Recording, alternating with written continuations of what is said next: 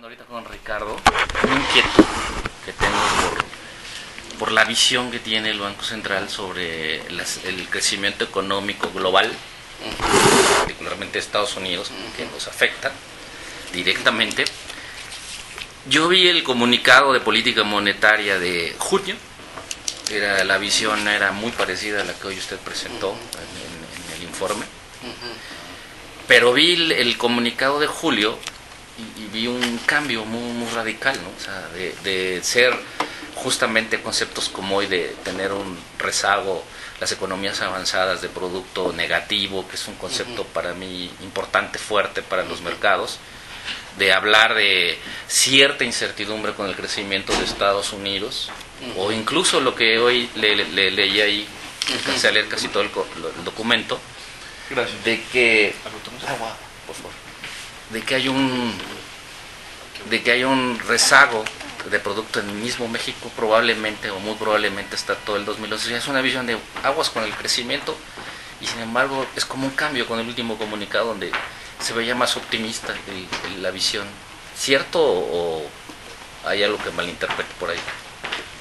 No, yo sí creo que desde un punto de vista objetivo las cifras de mayo-junio en Estados Unidos estuvieron muy, ¿cuál es la palabra exacta? Estuvieron muy mezcladas entre datos buenos y datos malos, ¿no? Obviamente uno no puede, como se dice, ¿no? Una golondrina no hace que uno sea un verano o algo así. Sí. O sea, es muy difícil leer y armar toda una historia con base en solo datos de un periodo muy corto, ¿no? Pero sí de una recuperación que venía mucho más vigorosa, donde sí estábamos todos muy entusiasmados por las cifras de producción industrial en Estados Unidos. Eso fue, yo diría que en junio lo que más ánimo nos había dado. Las cifras más relacionadas al consumo, al sector de la vivienda, y un poco pues el intenso debate que se ha dado en Estados Unidos sobre si se debe o no se debe continuar con el estímulo fiscal, junto con el tema europeo, como que si nosotros sí notamos un poquito de menor optimismo hacia la segunda mitad de este año de la que había en junio. Ahora, tampoco la diferencia es mayúscula, no ciertamente, si bien en el mercado sí hay algunos analistas que hablan del famoso double dip, ¿no? O sea, es decir, que si nos vamos a una recesión, aquí nosotros lo estamos viendo más bien como que sí haya pues como que una ligera desaceleración, ¿no? No estamos viendo una cosa dramática, ¿no? Si le tuviera que dar una probabilidad al double dip, ¿cuánto le pondría? Hijo, pues yo diría que baja. O sea, ¿qué quiere decir baja? Pues yo no me atrevería a mapearlo en un número, pero sería una probabilidad baja. No sería el 10, 15, no hay un número. Pero ciertamente menos de la mitad, ¿no? Pero, pues sí, digamos, no sé, es difícil cuantificar, ¿no? Pero yo diría que no es el escenario central, ni mucho menos. Le voy a hacer una pregunta que siempre que voy al radio me la hacen, de la entrada de los flujos financieros que ha habido en el mercado, sobre todo en los bonos EM, a raíz de que entramos a un índice y por muchas razones extranjeras, ¿no? Me preguntan si, bueno, ese es capital financiero volátil, que yo he tratado ya no ponerle ese concepto, porque si hay mucho capital más estable de lo que uno se imagina de repente. ¿Para qué le sirve la economía real? A la gente que tiene una empresa, al que es consumidor, ¿para qué sirve todo ese capital si no produce bienes y servicios?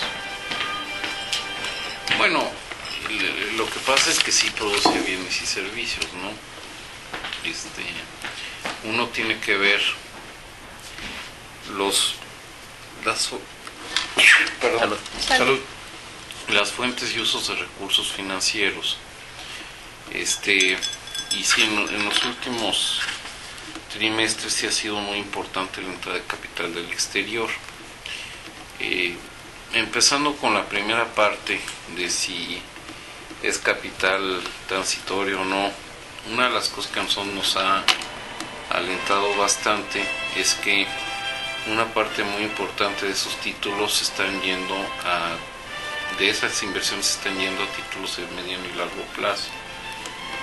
O sea, no son instrumentos de corto plazo, ¿no? No son los CETES del 94. No, definitivamente que no.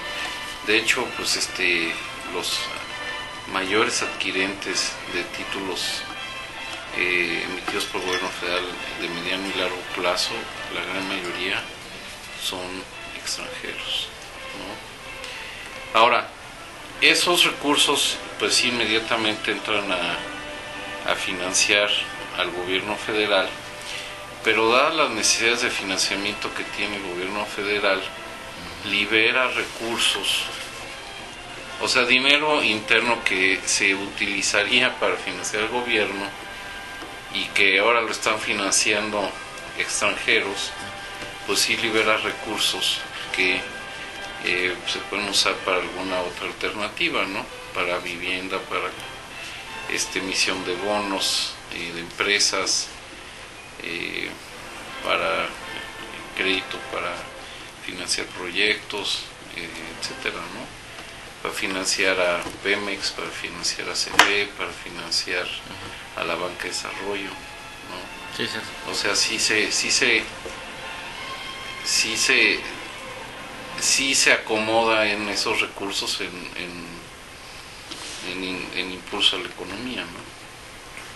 Bueno, a este respecto, doctor, yo le quería preguntar, las tasas de los bonos han bajado en promedio en el 2010 150 puntos base, siendo la reducción más importante a partir del 31 de marzo, que fue el día que Citi anunció formalmente que la deuda mexicana iba a formar parte de su índice WGBI. La reducción fue de 100 puntos base. ¿El banco tiene algún estimado de cuántos millones de dólares podrían entrar por parte en estos instrumentos de los bonos M? Una idea. Pues estima, digamos, alguna cifra que se ha mencionado es de que, a ver, ya que hay que hacer una distinción, o sea, todo esto parte de que existe un universo de inversionistas que van a tratar de replicar ese índice, ¿no?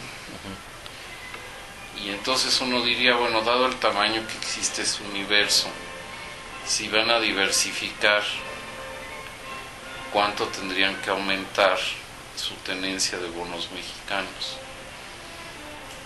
Algunas estimaciones hablan de cantidades por ahí de los 20 mil millones de dólares. 20,000. Sí, ahora, lo que no sabemos es en qué plazo se va a dar. Lo que no sabemos es si algunos de los inversionistas ya habían comprado, ¿no? Sí, ya habían entrado. Lo que no sabemos es si los van a comprar en el mercado secundario en el exterior, ¿no? Entonces,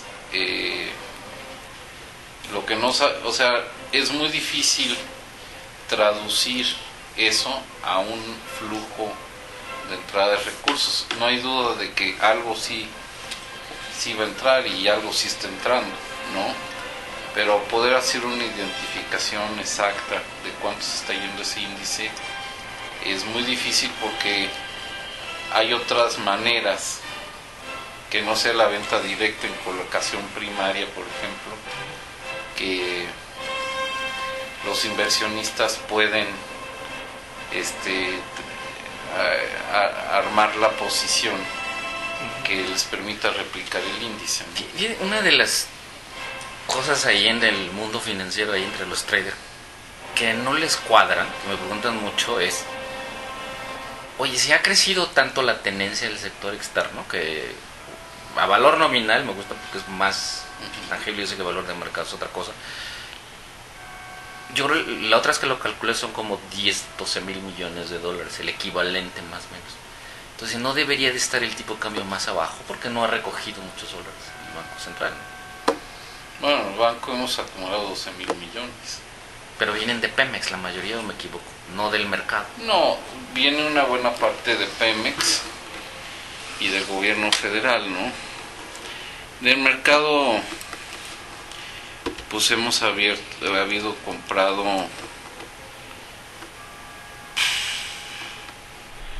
pues empezamos las opciones en marzo, ¿no? En marzo, abril, en mayo no compramos, junio, julio, 4 por 6, como 2.400, 2.500 han sido tras del mercado.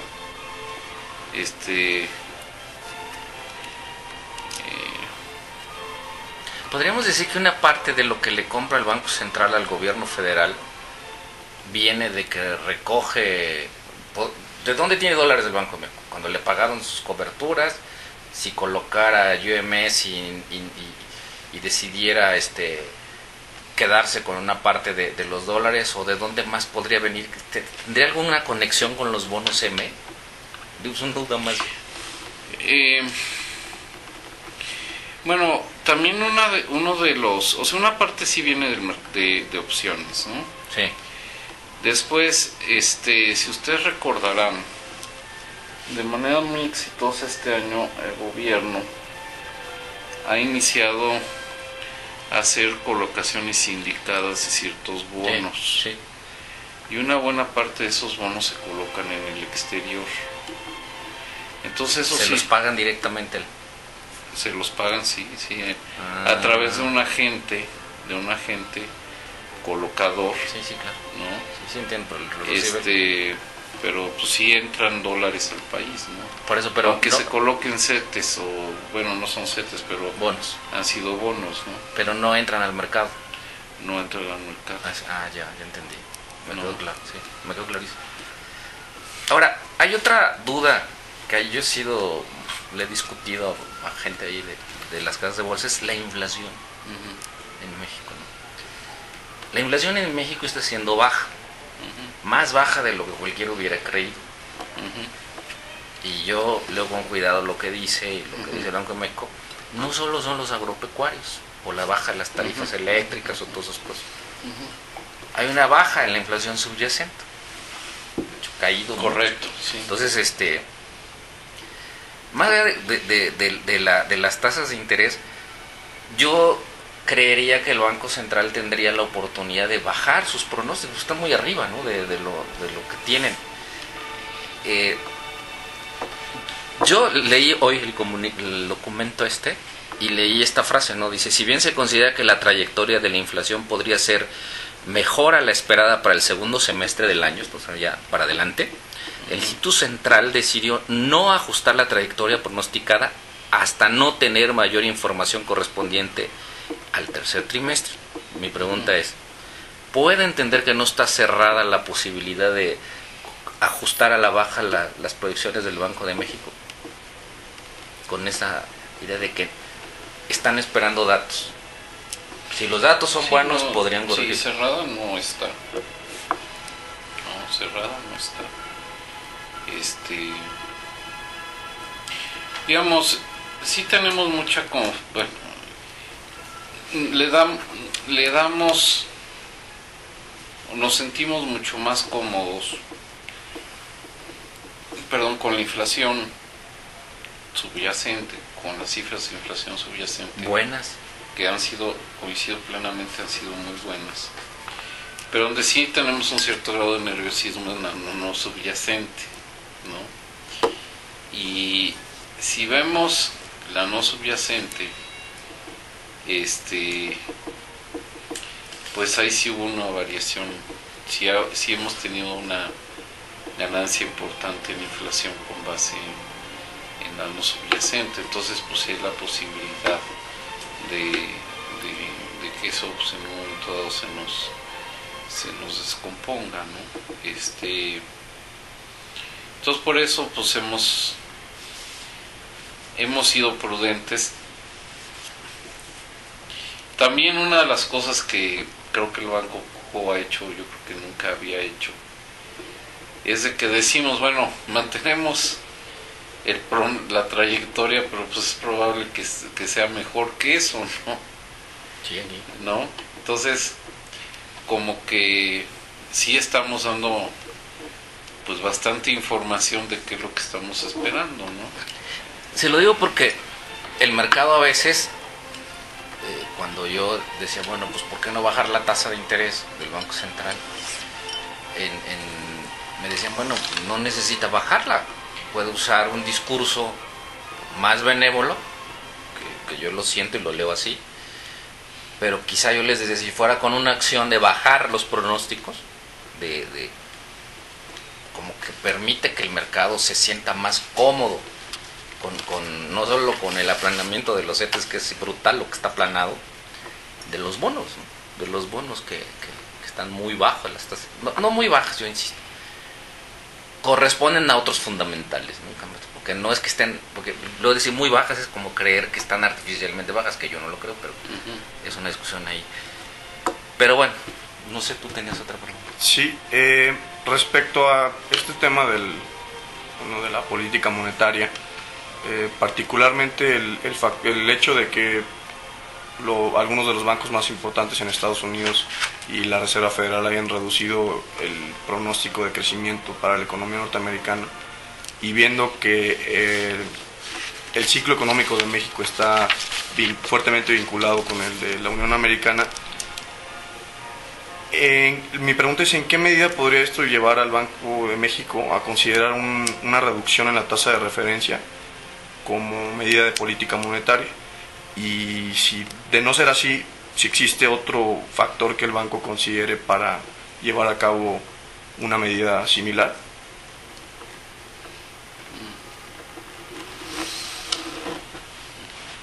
Bueno, primero, y ya habíamos comentado un poquito sobre el tema del crecimiento económico, y ya haciendo referencia muy puntual a lo que ha dicho el FED, pues el FED bajó en 2 décimas su pronóstico de crecimiento, entonces tampoco fue una corrección muy importante, ¿no?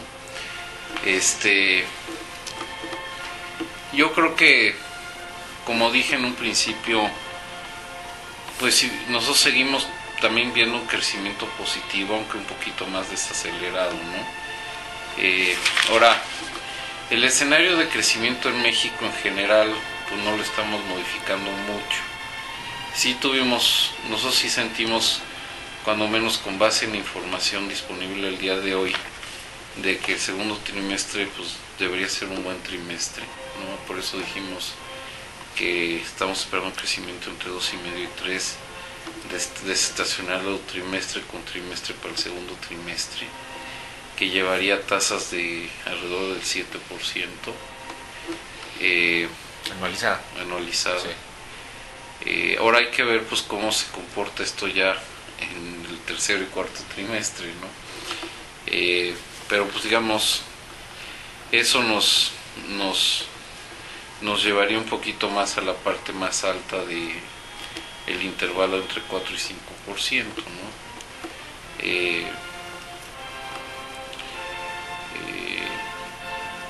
Ahora, ciertamente en México la brecha del producto sigue siendo importante, aunque también se está cerrando a una velocidad un poco mayor de lo que esperábamos. Pero el punto más importante es que si uno estima un índice de condiciones monetarias pues las condiciones en México continúan siendo laxas, ¿no?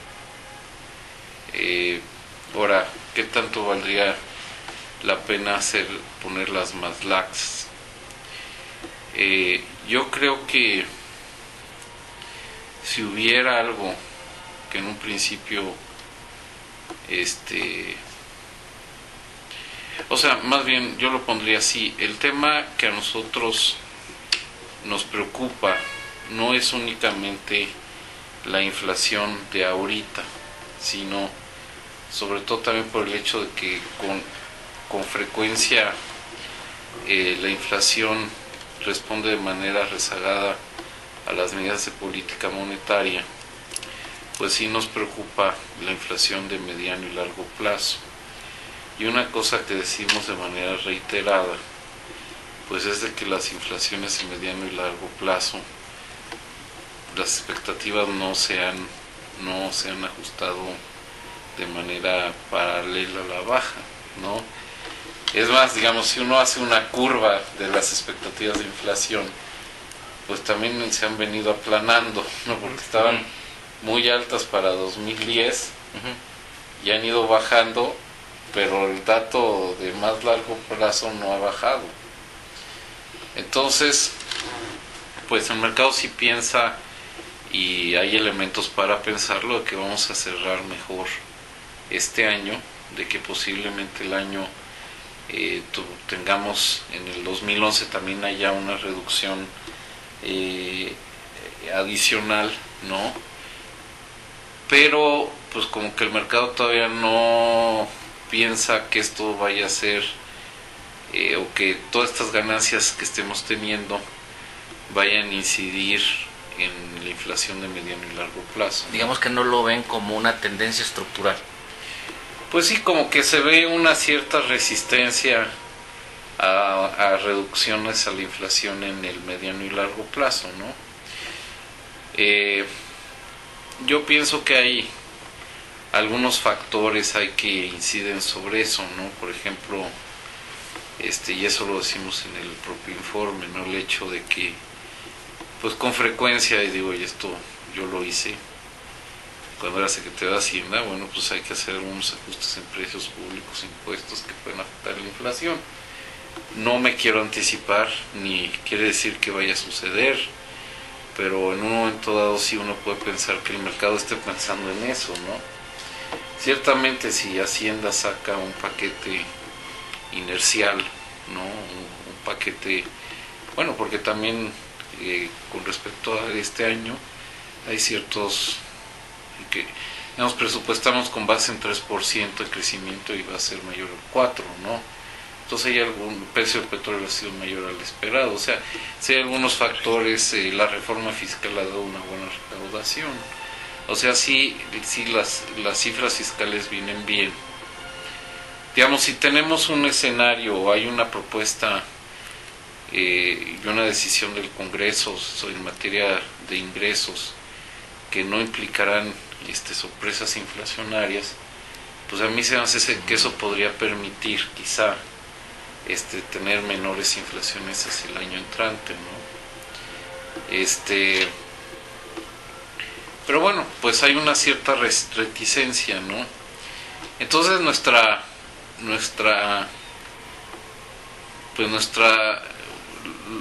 lo que nos impide ahorita reducir las tasas, pues es precisamente esta preocupación de que estamos todavía por arriba de nuestra meta, ¿no? Pero tampoco está cerrada si... Pues si hay progreso en esa línea, pues ya sería otro escenario, ¿no? Okay. Gracias. Bueno, y siguiendo con este tema, doctor, ¿sirve de algo bajar las tasas para empujar el crecimiento económico? Si sabemos que las tasas pasivas bajan, pero las activas no tienen la misma correspondencia. No, digamos, en condiciones normales uno pensaría que sí sirven, ¿no? Pero una circunstancia en la cual la demanda por crédito no es muy alta, donde los bancos están líquidos, etcétera, pues no está garantizado, digamos, un repunte inmediato del crecimiento, ¿no?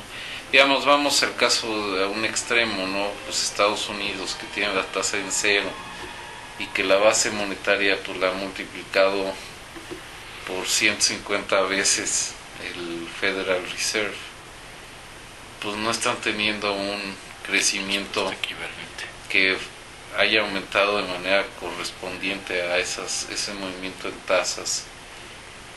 Y de hecho, pues lo que ha pasado es que el canal de transmisión de la política monetaria hacia la actividad económica pues no está funcionando del todo. En Estados Unidos. En Estados Unidos y en general en Todos lados. casi todos lados. El canal de transmisión es a través del sistema financiero.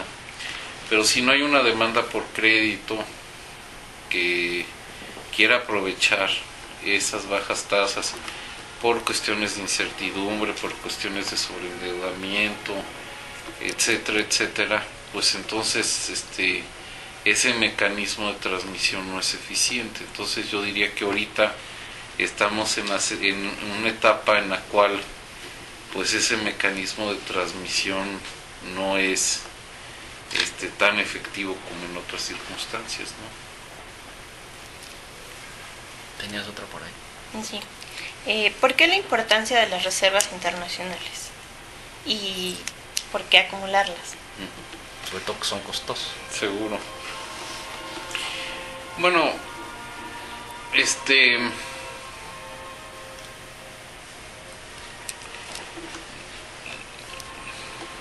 nosotros en 95 nos fuimos a un régimen de flotación. El principio teórico de un régimen de flotación pues es de que uno no debería necesitar reservas, ¿no? Pero pues la historia nos ha dicho que sí se necesitan reservas, sobre todo para un país emergente muy abierto y que tiene muchas operaciones financieras internacionales. Entonces sí es un factor que le da confianza a los inversionistas extranjeros en México y a los que compran nuestros títulos en el exterior, el hecho de que el país tenga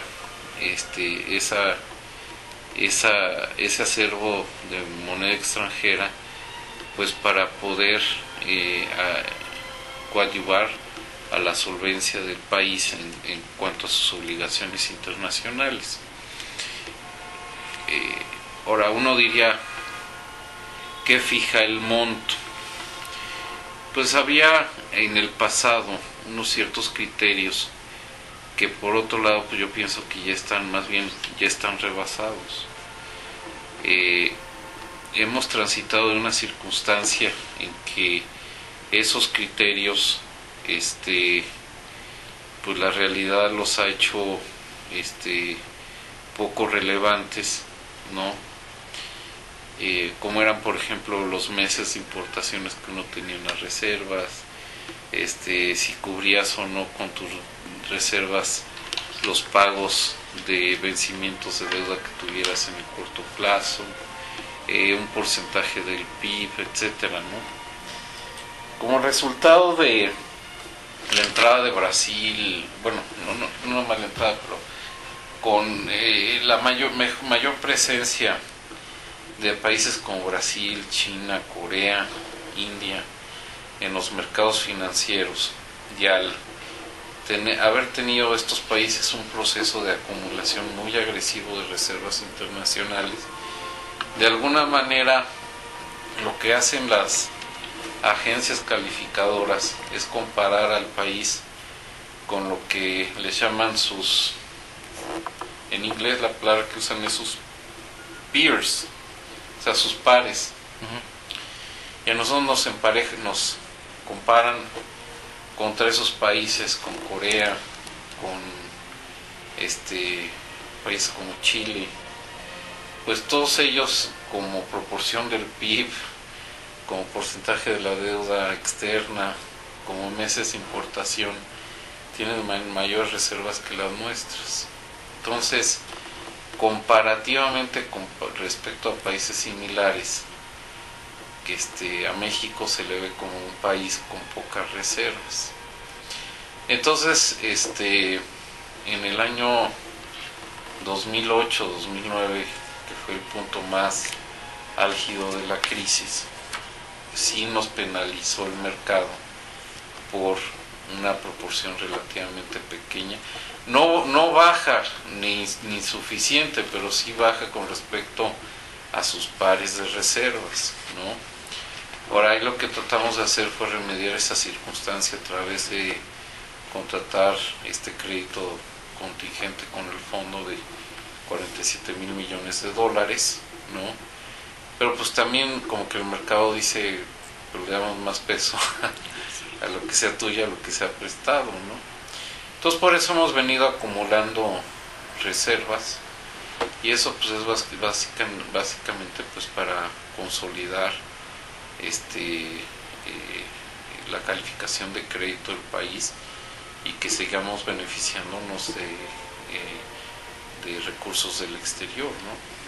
Entonces tenías una duda. Sí, doctor. Buenas noches, antes que nada.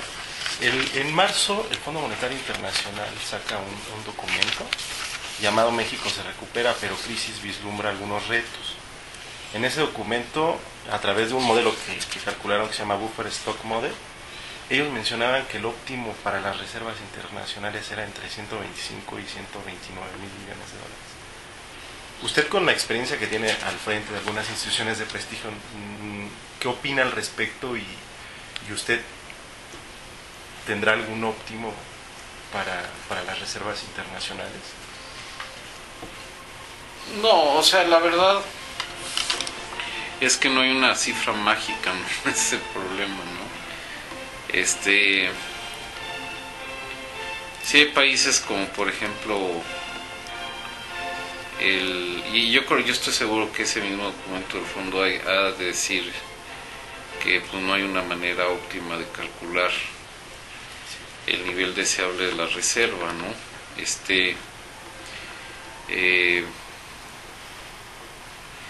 Y el punto pues es también lo que ustedes mismos apuntaron, de que es costoso acumular más reservas, ¿no?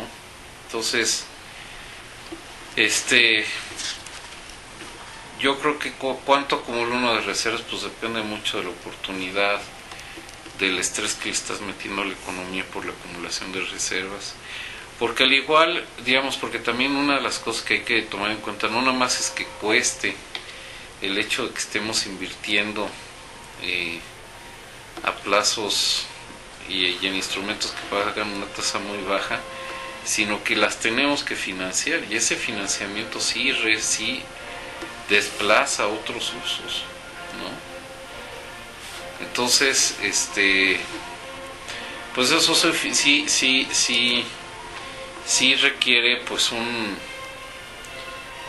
balance, ¿no?, entre los costos y beneficios, ¿no? O sea, yo no suscribo esta idea que algunos suscriben, que mientras más reservas mejor, ¿no? El fondo, yo sí diría que podría llegar a tener un cierto sesgo hacia más reservas, ¿no? ¿Por qué? Porque pues, si los países tienen más reservas, pues entonces la necesidad de que ellos tengan que entrar al quite es menor, ¿no? Pero ¿a poco no tienen una idea aquí, no solo usted, la Junta, de más bien la Comisión de Cambios, porque tienen que ver todos, 125, 130, 150, porque hay más que diría uno ya 150 es exagerado? Es que, digamos, el punto por lo cual no, y de hecho por eso no nos salió con una respuesta así contundente, y no la puedo dar ahorita tampoco, es porque estamos en un periodo de transición en los mercados financieros internacionales, ¿no? O sea, si me dijeran mañana la percepción por algún acto de Dios, la percepción de riesgo se disminuye, los flujos de capitales se están reinstalando, pues hay una mayor confianza en el proceso de intermediación financiera internacional, pues entonces, pues quizá ya las reservas que tengamos sean excesivas, ¿no? Hace 3 años la gente ni se fijaba en las reservas, ¿no? ¿Por qué se fijan ahorita? Pues porque hay un proceso, hay un periodo de vulnerabilidad, porque, digamos, precisamente hay vulnerabilidades fuera, ¿no? Ahorita no sabemos qué puede pasar en Europa, ¿no? Si de repente un país europeo grande no puede renovar su deuda y empieza a haber una corrida, bueno, pues entonces qué bueno que sí tenemos estas. Ahora, si no pasa eso, pues también, digamos, es como los seguros, ¿no? Este es como un seguro, ¿no? Un seguro lo calcula uno, lo compra teniendo en mente pues cuál es el incidente que podría surgir, ¿no? Cuál es la contingencia. Aquí lo que pasa es que en estos momentos de tanta volatilidad en los mercados, pues esa contingencia no es tan clara, ¿no? Y entonces una de las cosas que sí podemos decir es que a manera que hay una mayor percepción de riesgo a nivel global, sin que tenga necesariamente que ver con México, pues eso sí nos recomendaría tener más reservas, ¿no? Si de repente pues todo este sentimiento de incertidumbre se desinfla, pues entonces eso nos va a permitir ya no acumular más, o de hecho hasta desacumular, ¿no? Entonces, como digo, mucho que si lo puedo hablar en 10 minutos. Entonces, que mucho pues sí es un tema, es un tema asociado con la coyuntura. No es de número, es de... No, es de un poco de feeling. y más ahorita porque sí, todas las relaciones que habían subsistido 30, 40 años, pues ya no subsisten en este ambiente realmente anormal en los mercados financieros, ¿no?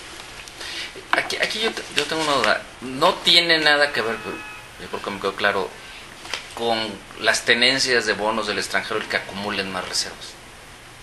Ya suben mucho, son 30 y tan, no, serán como 28 mil millones de dólares los que hay en bonos, más o menos, lo que sea. No tiene nada que ver de darle seguridad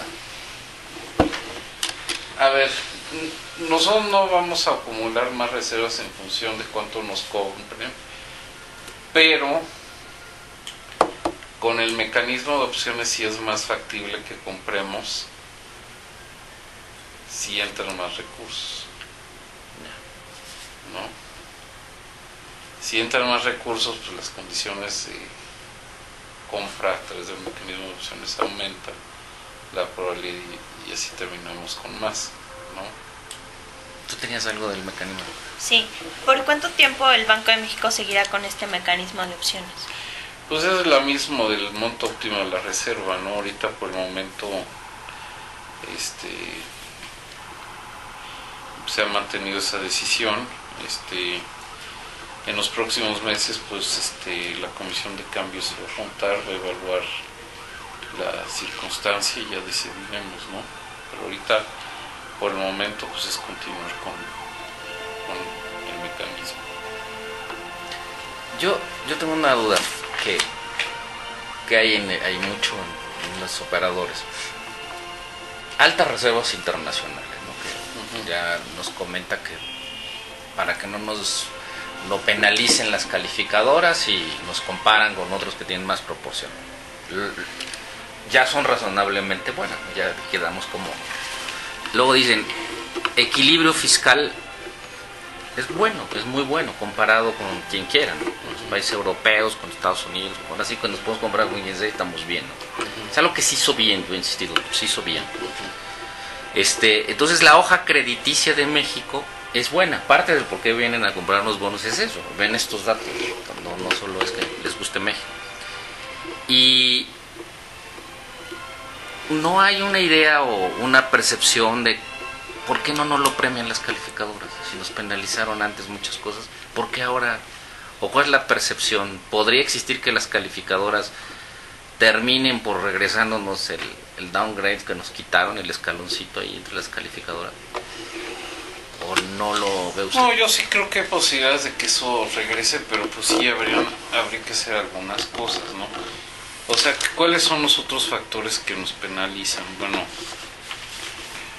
Uno es que si bien hemos tomado medidas fiscales adecuadas en los últimos años y hemos venido construyendo un tema pues que sigue estando ahí, es que todavía dependemos mucho de ingresos petroleros. ¿Sería fuerte eso? Sí, eso es muy fuerte. Pues está. No, eso más bien depende del Congreso.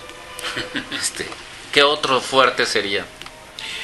El otro, yo creo que la otra cosa que pesa es un poco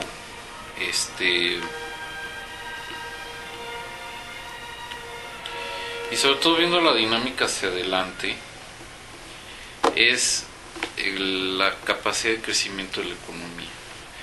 O sea, si uno ve una economía de 3% y uno ve una economía del 6%,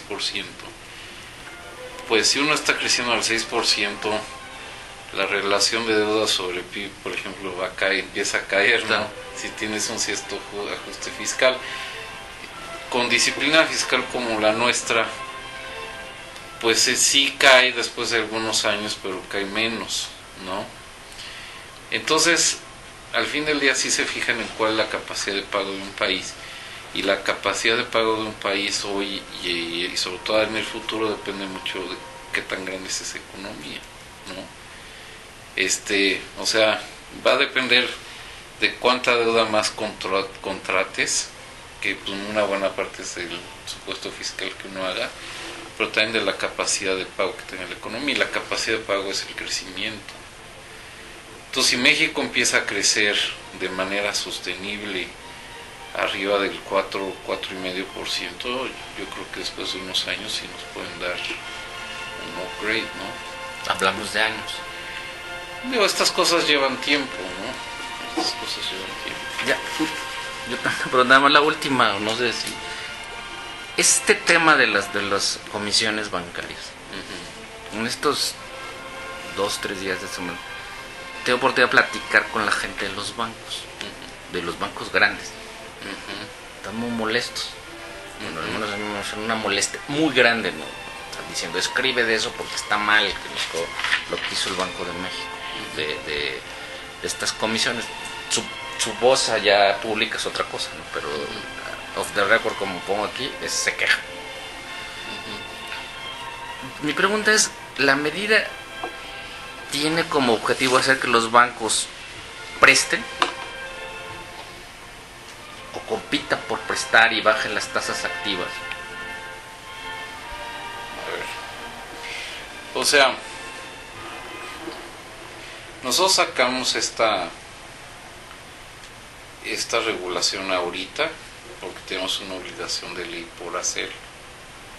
Eso es lo primero. O sea, ya hay una serie de opiniones que se cristalizaron en el legislativo que le pidieron al banco que actuara en esta dirección, ¿no?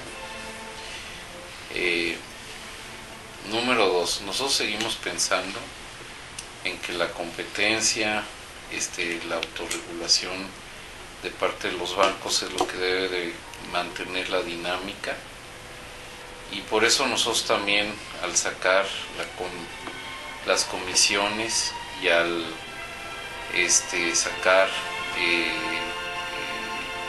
digamos, cuando sacamos la circular y el boletín,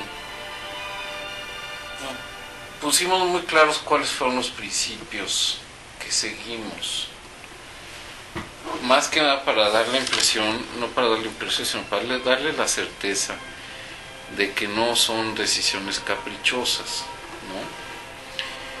Y más que nada pues iban en la dirección de no cometer ciertos abusos, ¿no? Realmente desde hace años a la fecha, bueno, ya los bancos recientemente se han moderado más, pero sí hubo, yo diría, durante esta década algunos años donde los bancos fueron viendo paso por paso en servicio financiero que daban y a ver dónde le podían meter una comisión, ¿no? Y después también donde podían sorprender al cliente, pues lo sorprendían, ¿no? Entonces, nosotros no queremos en los controles ni de cambios ni de precios, no nos queremos volver en los que determine las comisiones ni las tasas, pero sí tenemos un mandato en ley, pues de evitar abusos, ¿no? ¿Y cuál es el equilibrio que queremos? Y eso también se pone muy claro en nuestras comunicaciones, y así lo he dicho públicamente, en que sea rentable para un banco y sea parte de su negocio dar servicios bancarios, y que por otro lado pues la población tenga acceso a esos servicios financieros en términos que sean razonables, ¿no? Queremos, pues por decirlo así, un justo medio, ¿no? ¿Por qué? Porque sabemos que si nos vamos a un extremo y decimos que no se cobre ni una sola comisión, pues entonces pues no va a haber servicios bancarios. Es negocio. Y por otro lado, pues si tampoco hay una prudencia en los bancos en cómo determinan las comisiones, pues va a haber cada vez más un reclamo social para que el banco sea mucho más determinante en la fijación de las comisiones, ¿no? Pues es más normativo que de una política. Sí, o sea, es más, yo se lo he dicho así con los banqueros que he hablado, sí, ellos hacen el trabajo y documentan que están cobrando comisiones razonables, ¿no?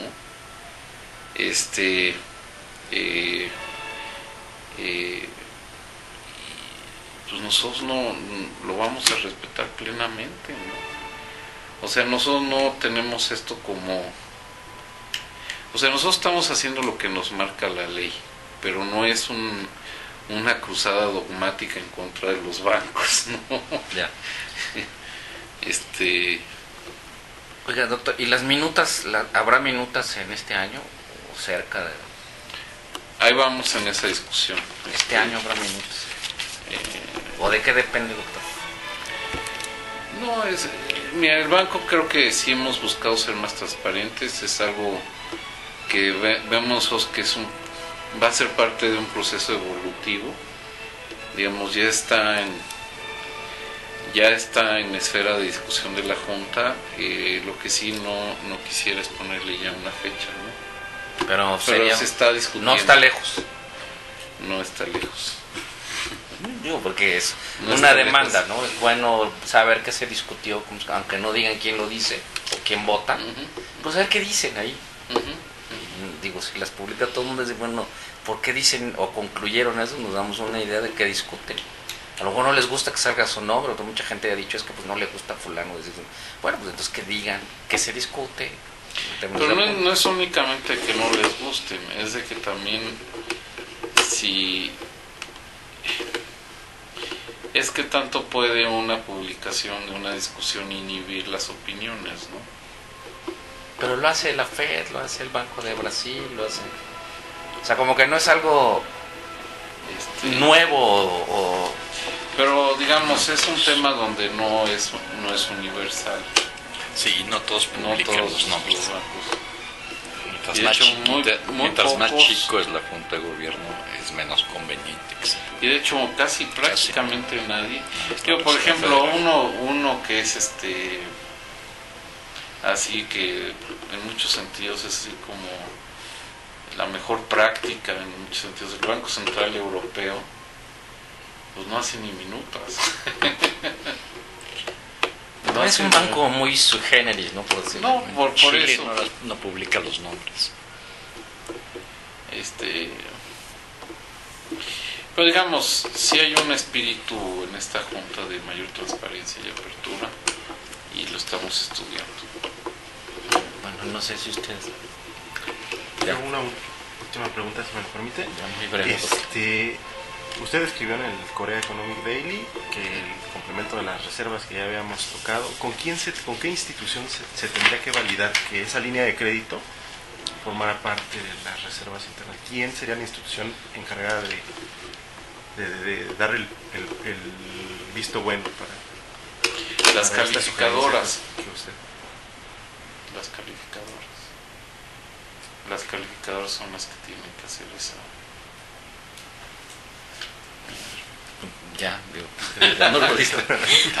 Bueno, muchas gracias. Gracias a usted. No, sí, mucha suerte en sus